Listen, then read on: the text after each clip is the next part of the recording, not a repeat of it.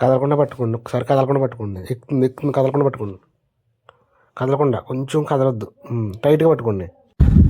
Hi friends, welcome to my new vlog. ఈరోజు మా సింబాగడికి ఒంట్లో పోలేదనమాట. అసలు ఆడికి ప్లేట్లెట్స్ కౌంట్ పడిపోయిందంట. 75,000 ఉన్నాయంట. 1.5 lakh 75,000 ఉన్నాయి అని చెప్పి ఇందాక రిపోర్ట్ వచ్చింది. డాక్టర్ గారు తీసుకెళ్తాం, చూద్దాం అక్కడ ఏమేమి మెడిసిన్ ఇస్తారు ఏంటో. కానీ ఇంట్లో మాత్రం ఫుల్గా వర్రీ అవుతున్నారు, చాలా బాధపడుతున్నారు అనమాట. వాళ్ళకి ఏ పని చేయబుద్ధి అవ్వట్లేదు. చూడండి, ఇప్పుడు మేము వెళ్తున్నాము, కార్ తీసుకున్నాను ఇప్పుడే.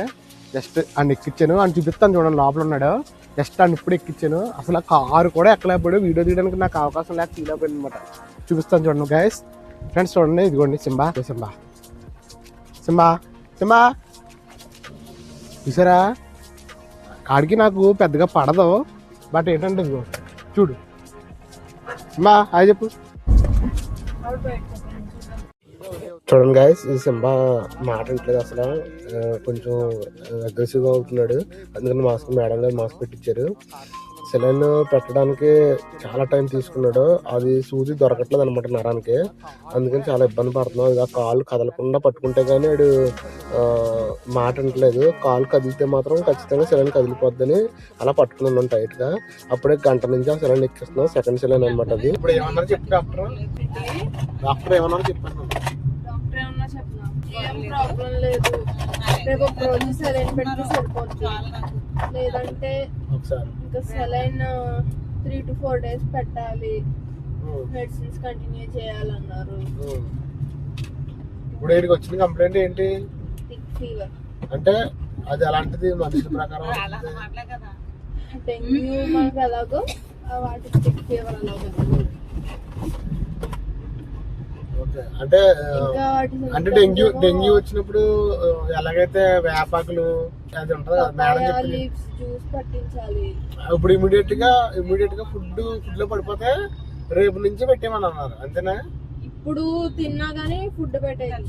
ఏంటి మనం ఏమి అవాయిడ్ చేయగలేదు. ఫుడ్ ఎంత తింటే అంత మంచిది.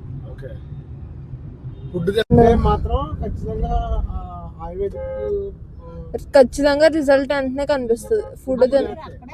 ఫుడ్ తినట్లేదు కాబట్టి ఇప్పుడు సెలైన్ అండ్ పారాలిసిస్ కి కూడా దారితీస్తుంది. ఇది అలాగే నెగ్లెక్ట్ చేసి ఉంటే. ఇంకా మన ఇంట్లో వేరే డాగ్స్ ఏమైనా ఉంటే వాటికి కూడా ఎఫెక్ట్ అవుతుంది. ఇవి తిన్న ప్లేట్లో అవి తినకూడదు. ఇది తిన్నది ఏది అది వాసన కూడా చూడకూడదు. అవును, మనం ఏం చూసాము, యాక్టివ్ గా లేకపోవడం, సరిగ్గా నడవకుండా, బ్యాక్ లెగ్స్ పెయిన్, అన్నం తినకపోవడం, ఇవన్నీ సిమ్టమ్స్ ఏ. మరి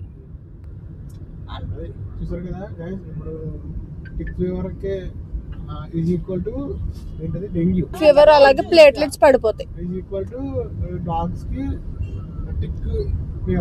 మనకి ఎలా ప్లేట్లెట్స్ డౌన్ అయిపోతాయో వీటికి కూడా అంతే. ప్లేట్లెట్ కౌంట్ చాలా తక్కువగా ఉంది, బాగా తగ్గిపోలేదు, అలాగని బాగా కూడా లేదు, సరిపడగా అయితే లేవు. 1.5 నుంచి 4.5 lakh ఉండాలి. 0.75 అంటే 75,000 అంతే. అంతే మరి.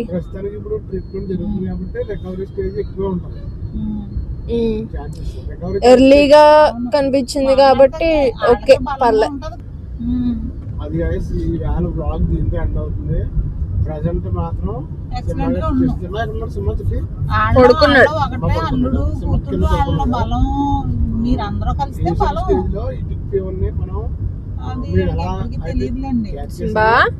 అలా క్యాచ్ చేస్తే సరైన ట్రీట్మెంట్ డాగ్స్ అందితే మనం త్వరగా రికవరీ ఛాన్సెస్ ఎక్కువ ఉంటాయి. అంతేగాని దానికి మొత్తం డల్ అయిపోయిన తర్వాత రికవర్ అవుద్దిలే అని మనం నెగ్లెక్ట్ చేసామంటే టిక్ ఫీవర్ మాత్రం చాలా చాలా డేంజర్ అని మేడం చెప్పారు.